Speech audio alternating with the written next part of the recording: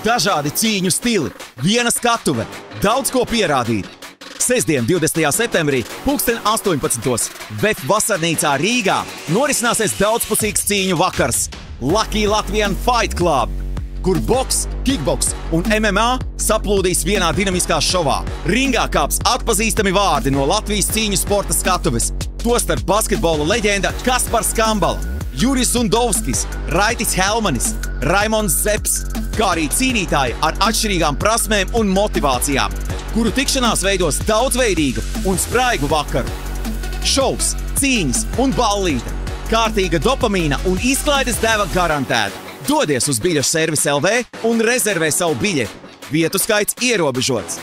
Tiekamies 20. septembrī VF kvartālā. Es nāku cīnīties, es nāku pacīnīties, es nāku darīt to, ko es mīlu. Niks Bembers būs mans lielākais pretinieks. Tas ir absurds vienkārši, veči. Tas ir absurds. Tā kā viss, kas negatīvs, kas nāk uz āru, ir dēļ tevis. Dēļ manis, jā. Bet varbūt viņam iesaka, kā viņam vajadzētu trenēties pret tevi. Jā, Sigurd, iesaka man, kā man trenēties. Mani uzvarēja. Esiet sveicināti, dārgie skatītāji. 20. septembris Navais Kalniem VF kvartālā būs Lucky Latvian Fight šovs, kurā būs vairākas cīņas pēc dažādiem noteikumiem. Un viena no tādām pēdējā laikā apspriestākajām cīņām iekš šī turnīra ir starp diviem jauniešiem, bijušiem Latvijas čempioniem dažādās versijās. Viens MMA, otrs gan MMA, gan arī pagrationā. Un man par labi, jums laikam ekrānos pa kreisi, tas ir Sigurds Arjastūrītis. Un pretī viņam, man pa kreisajā gadījumā, Niks Mārtiņš Bembers, kurš bija pārsteigts, ka mēs zinām viņu otro vārdu. Vai tev bieži ir kāds arī tavu otro vārdu piemin? Nu, nē, tāpēc arī bija tik pārsteigts. Parasti Niks Bembers. Šoreiz ir Niks Mārtiņš Bembers. Tā kā tagad jūs zinat manu oficiālo pilno vārdu. Kā tik pie otrā vārda? Kāpēc tieši Mārtiņš? Vai tas ir vecākiem? Īstenībā nē. Nē, tu vienkārši pieņems to faktu un viss, jā. Ja Mārtiņš, tā Mārtiņš. Kā tev ir divas vārdienas vai tikai pie Niks? Īstenībā, jā. Ja? Tas ir no bērnības. Tas ir bonus. Tas ir no bērnības, ja tā kā iestrādājas, lai vairāk dāvans būtu. Ja? Kādā ziņā, nē, nu, tas vienkārši bonus diviem vārdiem. Kā ir, tā ir. Tev arī divas vārdienas? Jā, nu, Ariels ir tajā, kas nav ierakstīts kalendārā. Bet tu svin? Nē, es nesvinu. Es svinu tikai Sigurdu. Jā, nu, bet, kā zināms, Cikstoņiem svētki ir arī pašas cīņas, jo pats smagākais ir zālē, bet nu, jūs viens otru tā kā jau iepriekš zinājāt, vai šobrīd esat iepazinušies tikai šī šova ietvarā? Nu, vispār es Sigurdu iepazinu tikai šodien, kad atnācu šajā studijā. Pirmā reize, kas viņu dzīvē viens pēc viens satika tās, pirms tam viņa nezināja personīgi vispār. Es arī nezināju, es zināju viņu kā fighteri, bet personīgi. Jā, nu es arī viņu zināju kā fighteri, bet personīgi ne. Ko jūs zināt viens par otru? Fighteris, vairāk boksa stoikā, tā kā tas ir viss, ko es zinu. Manuprāt, jā. Nu, viss, ko es zinu, ir Niks Bembers, MMOšņiks un uzvarēja Richardu Halbertu. Nu, paldies. Tas ir tāds ļoti nozīmīgs fakts. Jā, tas ir. Jo viņš ir labs fighters, Richards Halberts. Bet, par Richardu mēs vēl kādreiz parunāsim, bet runājot par Niku Bemberu, tu esi pētījis jau kaut kādas viņa cīņas un varbūt esi analizējis, kas ir viņa stiprās un varbūt tās vājākās puses? Nē, esmu to darījis, bet, es esmu, kā es skatījos cīņu, kas viņam bija pirms gada. Es aizmirstu, kas tas bija? Milžu cīņas? Milžu cīņas, bet tas jau bija pirms kādiem 2 gadiem. 2 gadiem tā bija tikai pēdējā cīņa, ko es no viņa skatījos. Es esmu redzējis arī vēl pret Bukovski. bet tā cīņa pret Bukovski, tur neko nevarēja tā kā izanalizēt. Jā, par Bemberu. Un es ļoti gribēju nostīties pret Halbertu, tāpēc viņam šodien vēl prasīt, kur var redzēt. Un ko tu zini par Sigurdu? Vai tu esi viņa cīņas vispār redzējis un ko tu domā par viņu kā fighteri? Jā, es vakar pastījos viņa cīņas. Nu, manuprāt, viņš ir vairāk kā bokseris. Jā, manuprāt, viņš vairāk tāds tehniskāks ir stoikā. Arī zolīts fighteris, laba stoika, nenodirsīšu viņu, viss ir ok, viss ir čotka, kaut kā tā. Jā, man ir tas pats par Niku Bemberu vienīgais, tā kā viņš izskatījās labi stoikā, bet tas bija tikai jau 2 gadus atpakaļ. Un, daudz, kas ir mainījies, viņš kļūst vēl labāks, varbūt iespējams. Un Es, piemēram, neesmu tā kā baigi izanalizējis viņu, lai tagad varētu kaut ko pateikt baigi par to, kāds ir viņa cīņu stils. Bet vispār par sagatavošanās posmu, ja jūs viens otru neesat pētījuši, kā tad notiek tā sagatavošanās? Neko īpaši tā kā neliekat, negatavojat pretiniekam, vai tomēr tas īpašais tā odziņa tiks gatavot pēdējās, pēdējā nedēļā? Vai? Nē, vienkārši man ir Covid, jā. Nevar vairs pielaist 10. dienu, jā. Pielaist var tikai 6 līdz 8 dienas. To tu varēji teikt pirms šīs te ētera. Jā, es atvainojos, bet vienkārši, es vienkārši nevarēju trenēties, un tāpēc arī es vienkārši nedaudz vairāk arī paslinkoju uz to visu, bet tā gameplāns jau būs, tā jau būs, tā jau tiek domāts, tā jau mēs ar Ivo Malec runājam jau. Ivo Malec ir tas, kurš tev palīdz sagatavoties un principā gatavo to stratēģiju, kāda būs pretnieku BMW. Jā, Ivo Malec ir mans treneris. Kā notiek tavu gatavošanās, ko tu plāno? Viens no treneriem. Kā tu plāno, vai tu esi kaut ko strādā īpašu, kaut kādu pārsteigumu priekš atvainojas? Ziniet, es negribu īsti atklāt tagad visas savas kārtas, jā. Taču es varu pateikt to, ka es esmu paskatījies, kas viņam ir plusi, kas ir vairāk mīnusi, un arī uz tos mēģināšu piestādāt cīņas laikā. Kas ir mīnus? Manuprāt, es negribu, sāksim tagad ar to, ka es tagad intervijā tāds ļoti izolīts, un es tā būtu dirsies, bet man Sigurds atvainojās personīgi par to, ko viņš bija rakstījis, tāpēc... Ko tu biji uzrakstījis? Ļoti necenzēti. Bet tu cenzētā veidā, ko tu... Ļoti aizvainojoši, personīgi aizvainojoši, kaut ko aizvainojoši es uzrakstīju, bet es nevēlējos, lai tas tiek publicēts. Es nezināju, ka tas tiks publicēts, un tas man bija pārsteigums, un es biju... patiesībā sakot, es biju vienkārši nedaudz iedzērs, es atpūtos, man atnāca ziņa no Ivo, uzraksta pārsteigumos, cik ļoti vienkārši viņu izdarījis vai kaut ko tādu. Man likās, ka Ivo vienkārši kaut ko piedurās. Man jāpiedurās atpakaļ. Es esmu arī iedzērs. Labi, un tad es tur saku tādu ritīgāko mēslu, vienkārši rakstīju, vienkārši tā kā, bet tagad tā, ka tu izlasi to, tu var saprast, protams, mēs taču to nepaustosim, neliksim iekšā. Bet Ivo to saprata kā joku, viņš aizsūtīja vēl vienam citam kā joku. Tas otrs cilvēks nevis redzēja to kā joku, bet kā zeltu. Bet labi, bija labs hypes, viņš labi, kā mēs palikām. Es tā būtu izteicies daudz sliktāk un tā, bet tagad man vairs naida nav, tāpēc varu pateikt to, ka es piestrādāšu vienkārši uz to, ka, manuprāt, viņam ir sliktāks gratnings nekā man. Jā, Tas ir tās, uz ko tu paņēmis. Jā. Bet klausies, atgriežoties pie tiem pazīstamiem un nepazīstamiem cilvēkiem, tu teici, ka tu viņu iepriekš nezināji. Jā. Tu bieži nepazīstamiem cilvēkiem sūtīji ziņas par viņu, aprakstu vai kaut ko viņam? Nē, nekad. Šitā bija pirmā reize, kad vispār man kaut kas bija jāraksta par kaut kādu citu fighteri vispār. Tāda pirmā pieredze. Vienā citā organizācijā tā nav bijis jātā. Ja tu gribi cīņu, tad uzrakst par kaut ko, par kādu cikstu un kaut ko sliktu, un tev būs cīņa. Jā.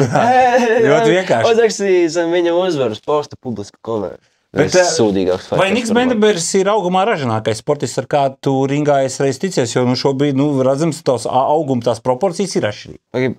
Nik, cik tu esi garš? Es negribu samalot 1,80 m kaut kur. Jāatcerās, cik Arķems bija, Arķems ir šeit īsāks par mani. Tad man liekas, ka jā. Niks Bendebers būs mans lielākais pretinieks līdz šim. Kā ir ar garākiem cīnīties? Nav tāds bišķi, tāds, ka kaut kas neierasts, vai tev partneri arī ir tādi garāki, ar kuru tu vari sagatavoties šāda ražana auguma pretinieku? Es jau vispār esmu īso cilvēku galā, un vienmēr kāds pa mani garāks. Izņemot tā Vengo, kas ir brīnums, bet parasti jau ir lielāki, jo tipaši šajā svara kategorijā, kad es cīnos 70 kg, es vairs negribu mest lielu svaru nost. Visi džeki ir pa lielāki nekā es. Un, man arī pēdējās 3 cīņas, kas man bija, viņi visi bija krietni lielāki par mani. Starp citu, kā ir ar svaru ieturēšanu? Nav pie tā jāpiestrādā, jo, paskatoties uz abiem, var redzēt, ka tu esi tāds masīvāks un ne tikai gabarītos lielāks, bet, ka vairāk ēdis un varbūt, ka labāk ēdis nekā Sansens. Bet, kā lai saka, pirms katras cīņas man ir šādas, kādas 2 dienas pirms cīņas sāku svara griešanu, ir grūti, bet es domāju, ir tā vērts. Tāpēc viss ir kā parasti ir ierasts bijis, ēdu normāli, trenējos normāli, uzņemu kalorijas, viss ir čiki brīki. Tev pietiek ar 2 dienām, jā? Vai no? Jā, bet tās 2 dienas vienkārši smagas. Viņas ir ļoti Cik tev jānomet? Nu, parasti kaut kāds 6. 6 2 dienās. Nu, es tev iesaku, vieglāk būtu, ja tu mestu pēdējās 5 dienas. Tu vienkārši pa dienai nomet 2 kg. Bet varbūt viņam iesaka, kā viņam vajadzētu trenēties pret tevi. Jā, Sigurd, iesaka man, kā man trenēties. Mani uzvarēja. Kāda ir formula, kā var uzveikt Sigurds Stūrīt? Tici sev. Kā tev ir ar ticību? Man ir ticība. Man jau ticība ir sanmanīga, tāpēc es domāju, ar ticību nebūs problēmas mums abiem. Tā cīņa būs parasta reitinga cīņa, vai tur ir kaut kas apakšā, kāds tituls, varbūt kaut kāds, titulu pretendenta nosaukums? Es nezinu, man liekas, ka mums nav tāda. Es nezinu, es vienkārši atnācu kauties. Ko treneris tev saka, ka tu cīņu nosauc par kautiņu? Nu kā? Nē, nu kā, es savu trenerim to neesmu nosaucis kā kautiņu. Es vienkārši saku, es atnācu cīnīties kauties. Tas nebija domāts tā, ka es nāku kauties. Es nāku cīnīties, es nāku pacīnīties, es nāku darīt to, ko es mīlu. Tas ir viss. Tu arī tu mīli šo sporta veidu, jo mēs zinām, ka tu vienā brīdī pazudi no sporta, un ko tu darīji tajā brīdī? Bija ļoti smaga depresija. Es neko nedarīju. Vispār? Skola? Neko. Darbs? Narkotikas. Tā tāpat bija. Un kā tu nonāci tā, ka tev jāatgriežas sportā, jeb kurā brīdī tu saprati, ka tam bohemiskiem dzīvesveidam jāliek pukt?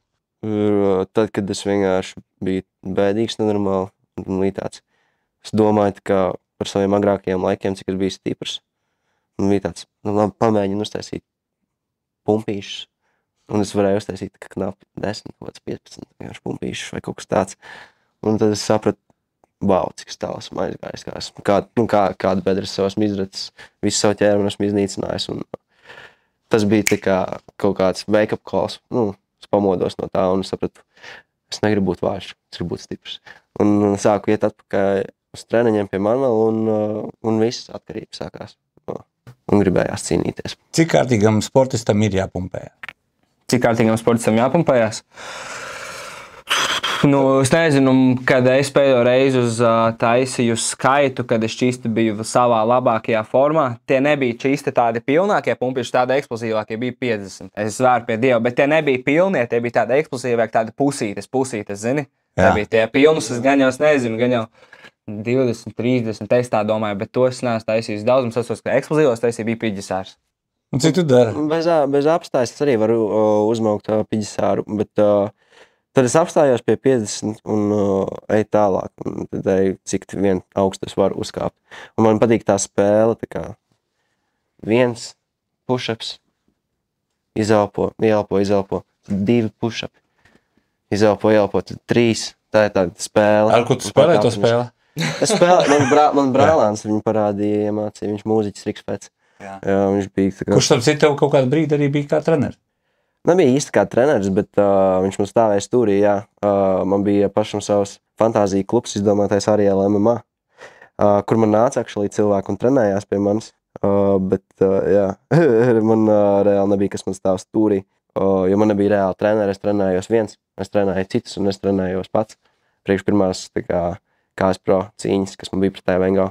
Un pēdējās 10 dienās es aizbraucu tā kā pie Anšu Pūces uz Salds boksa klubu trenēties. Un pirms tam es nedēļu biju pavadījis Tallinā un es tur sparingoju pasaules čempioniem mūtāji. Un jā, un es... Rihards tā kā treneris man nekad nav tāda bijis, viņš nekad nav man tāda nav treneris. Viņš man vienkārši pasaka, sit pa aknu vai arī tā, dari kaut ko tādu. Viņš iesaka, viņš man tā kā, cīņas laikā, viņš tā kā, jā, kā mentors, viņš man dzīves skolotājs pa lielam Rihards ir, un arī vienkārši viņš man ļoti daudz padomus dara, un viņš, piemēram, uz šo cīņu viņš saka, trenē lūdzu kikus, trenē kikus, tev vajag sitiens ar kājām.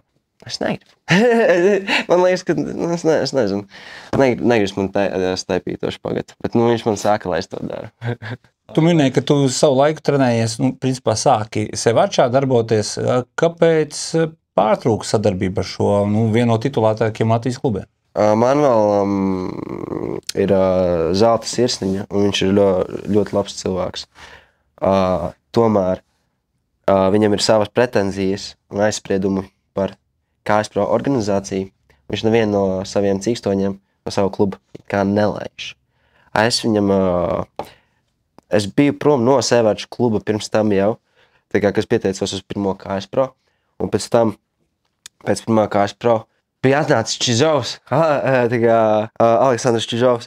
Viņš sēdēja, un es pie viņa piegāju, viņš arī agrāk trenējās pie Manuela, un es pie viņa piegāju un teicu, lūdzu parunā ar Manuelu, lai viņš man laiž atpakaļ pie treniņiem, man apnicis trenēties pilnīgi vienam. Man vajag treneri, un viņš tāds labi parunāju, un tad es varēju iet uz treniņiem atkal, un tas notrenējos gadu, un mēģināju vienreiz pieteikties uz KSPRO ar Manuelu. Viņš man aizsūtīs Latvijas čempionātu, tā vietā. Tāds labi, man liekas, ka Latvijas čempionāts arī ir ļoti noderīgs, kā tāds. Bet tad otro reizi man tāds, viņš noteikti arī teiks nē un kaut ko citu izdomās, bet es ļoti gribu uz KSPRO. Tad es vienkārši pieteicos viņam aiz muguras. Un viņš man uzrakstīja, ka var vairs nenāk šeit pie mums trenēties. Un tā tas beidzās, bet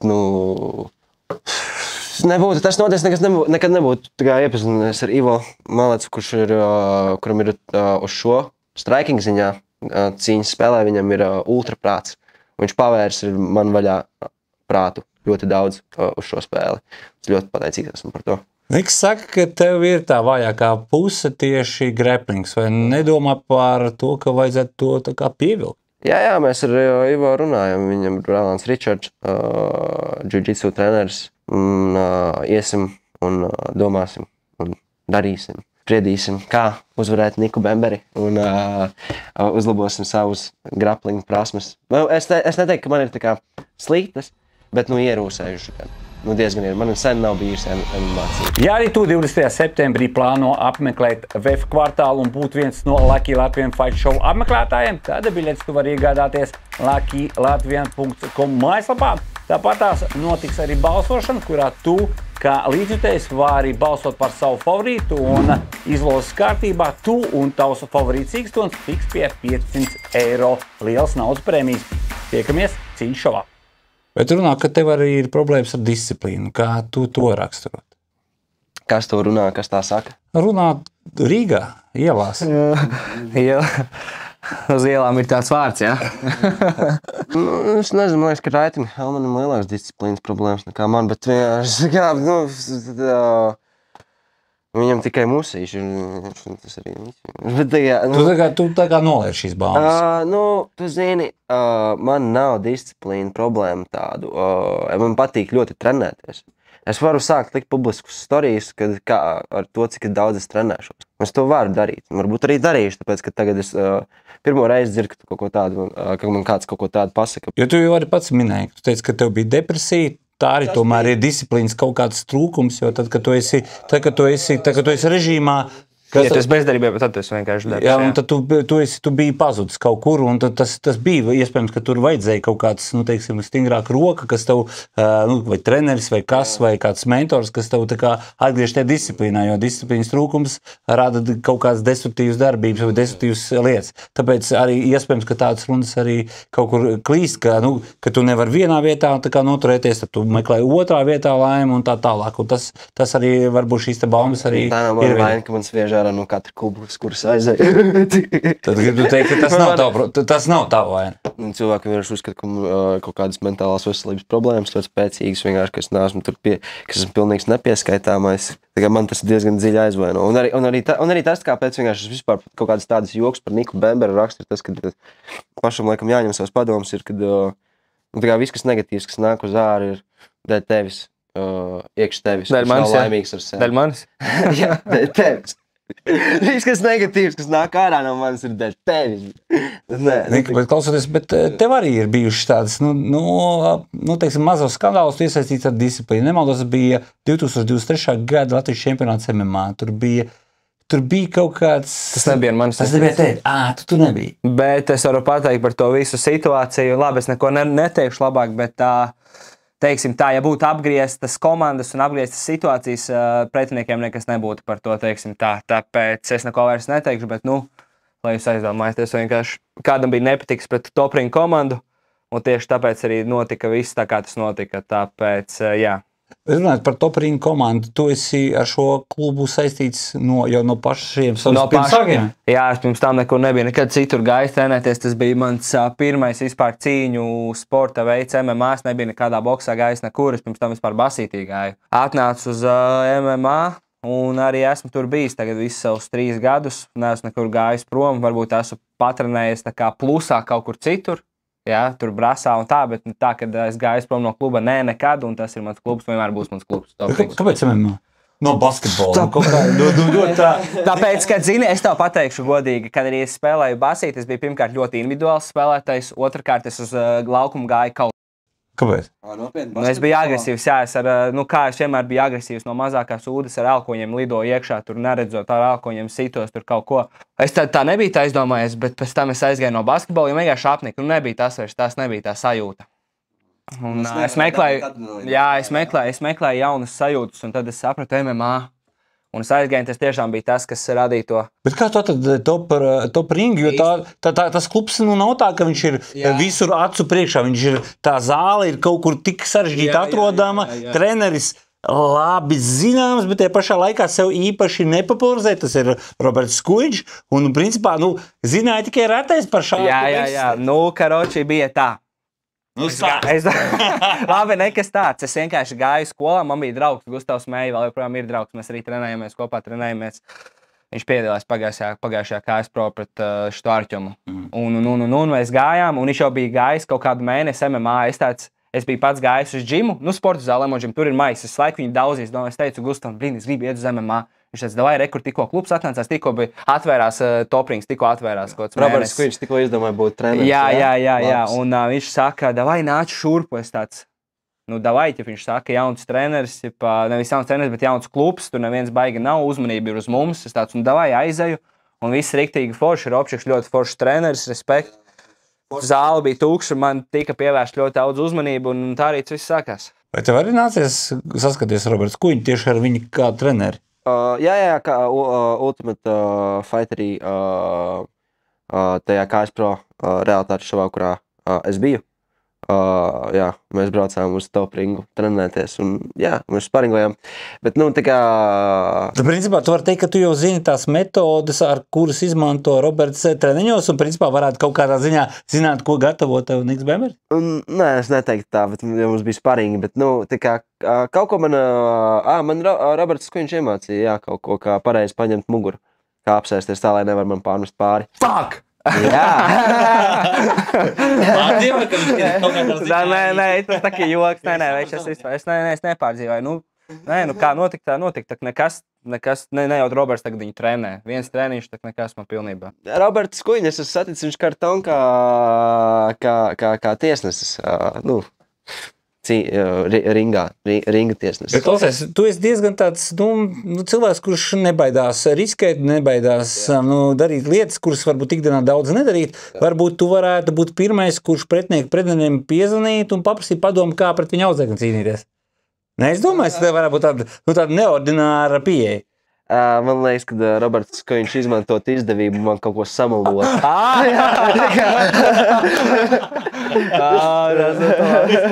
Es esmu pārliecināts, tā nebūtu piezvani, es domāju. Es domāju, tas būtu ļoti interesanti. Ja es Robertam, te Sigurds Sturīs.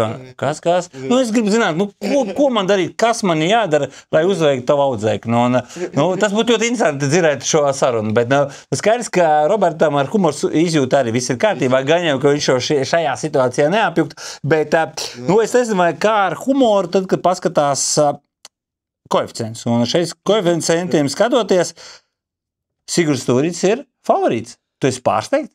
Jā, es esmu pārsteigts, ka es esmu favorīts, tāpēc, ka Nikam Bemberim ir bijušas cīņas MMA, man nav. Tas bišķi negodīgi, jo... Tev pēdējā MMA cīņa, nemaldos, mūžu cīņās bija ļoti... Jā? Nē, man pēdējā cīņa... Bet Kaspar, tev nebija pēdējā? Nē. Man pēdējā MMA cīņas bija Latvijas čempionātā. 23. gads? Man liekas, ka tas bija 24. Vai pat 24. Gads un decembrī tas notika. Jā, tieši pirms 25. gada sākuma. jā, es dabūju 3. vietu. Dēļ Arķuma. Pārējos pretinieks uzvarēja pirmajā raundā. Bet Arķums ar mani izgāja... Turčņē. Jā, Turčņēs. Viņš ar mani izgāja abus raundus un diezgan pārliecinoši. Ar to, ka viņš man tieši nomet uz zemes. Grāplings tieši, jā. Bet tā ir laba sajūta, ka tu zini, ka ir kaut kāda kompānija vai cilvēku grupa, kas tev, teiksim, tīri oficiāli ir izlikusi, manuprāt, jā, tevi izlikusi kā favorīti, jā. Jā, varbūt, es nezinu, laikam vairāk tādai, ka es iegūstu, nezinu, tur lielāku popularitāti un varbūt bijis vienkārši aktīvāks boksā, jo man tika kopš Ultimate Fightera man ik pēc mēneša cīņa bijuši. Varbūt tādēļ viņi ielika man koeficientu kā favorītu. Nika, kas tev prāt ir nospēlējis bookmakeru kantoros, ka viņi tevi ir uzlikuši, teiksim tā, uz tevi neliek tik lielas cerības? Vai tev liekas, tas ir, Tas ir absurds vienkārši, veči. Tas ir absurds. Tas ir es nezinu, labi, tad ko es pamatošu? Es negribu dirsties ar viņu, viņš man atvainojas. Kārtībā, es neko personīgi neastu. Labi. Es viņam to izzinu. Es varu jāuzdomāt, es varu izdomāt briesmīgāku. Jā, un pēc tam atsauc, ka tu pasaki, ka tas tikai joks. Labi, es nezinu, veči, liekat uz mani naudu, nopelnīsim naudas kopā, viss būs zeju bisčeki. Tu esi kādreiz licis sev? Nē. Bet liksi? Vai tas ir godīgi vispār, ka sportists pats sev liek? Nezinu. Vai cik jūs jau gan neuzliks kaut kā? Katru reizi lieku, jā. Un tu esi kaut ko sev uzcēlis? Man vajadzēja pagājušajā cīņā uzlikt sev, man bija reiz 5 pret Halbertu. Jā, es tāds pastos, cik es daudz džekiem izcēlis, tāds blin. Bet reāli ir kāds, kurš teica, vecīt, paldies. Jā, man pēc cīņas pienāca pateica, vecais, tu mums pacēli naudu, zai bis. Jā? Tu paprasīji, cik izcēli?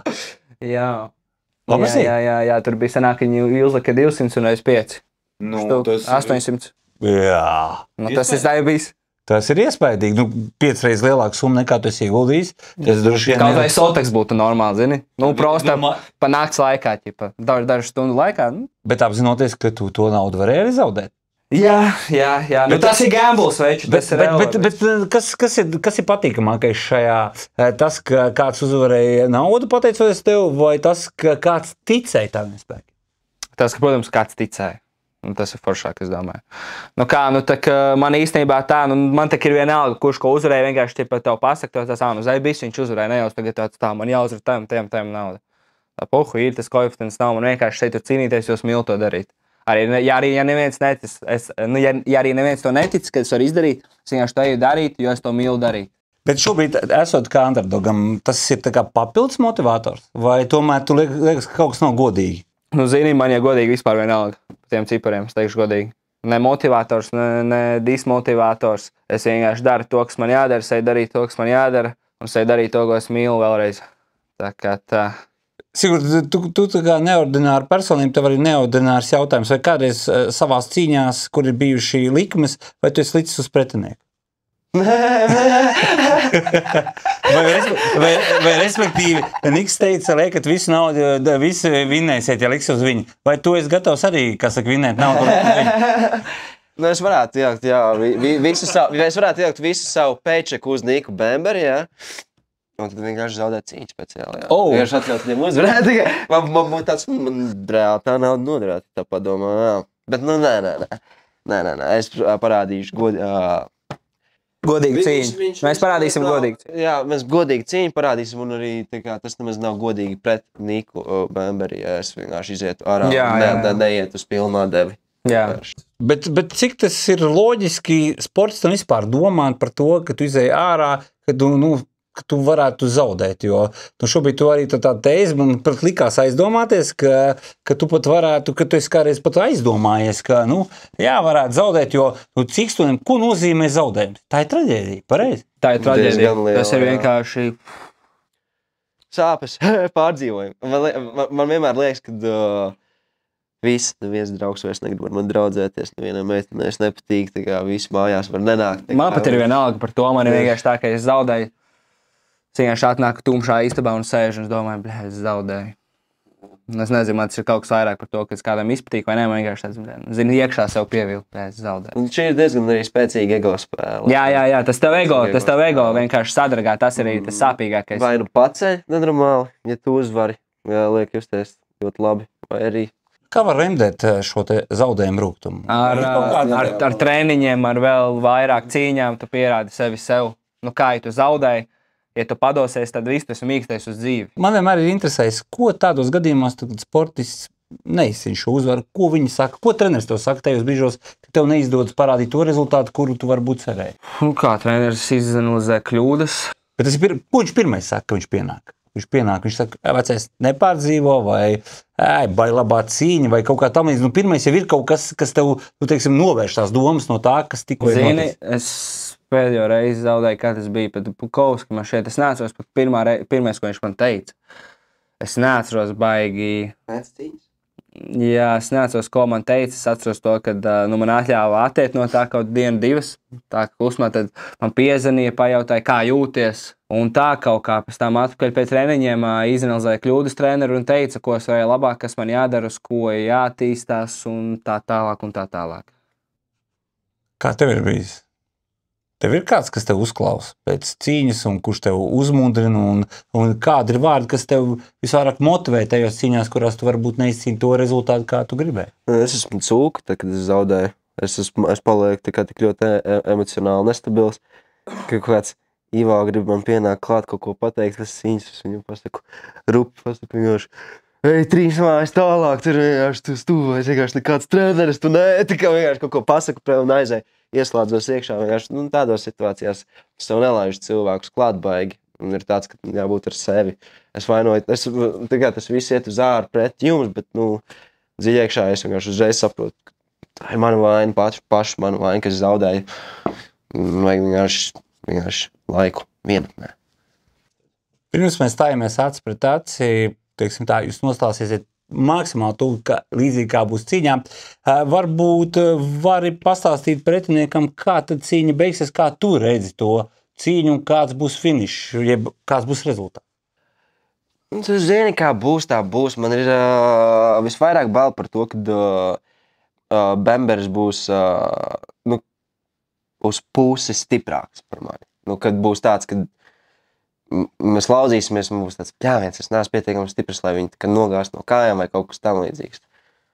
Bet, manuprāt, man ir pietiekami liela pieredze. Ļoti, ļoti daudz cīņas ir bijušas vienkārši MMA karjerā, amatieros, semi-pro. Un tagad es esmu ļoti attīstījies un kļūst daudz labāks. Un blakus ir Ivo. Viņa brālēns Ričards, man liekas, ka es varētu diezgan pārliecinoši saliekot galvas kopā, kaut kādās lamatās viņu iedzīt. Ar stratēģijas ziņā vienkārši iedzīt viņu lamatās kaut kādās, ka viņš pats pieļauj kļūdu, izdarot to vienu sitienu, kur viņam nevajadzēja darīt, un dēļ tā varētu arī cīņa beigties. Kā tu to visu cieņu? Zini, es tev teikšu godīgi, visu savu dzīvi, visas savas cīņas man vienmēr bijuši pretī pieredzējušāki čaļi. Vienmēr man nekad nav bijis ar mazāku pieredzi. Tāpēc mentāli man tas vairs neko neietekmē, vienkārši es eju, daru un, kā jau Sigurds teica, kā būs, tā būs, tad jau redzēsim, kurš būs labāk šajā naktī.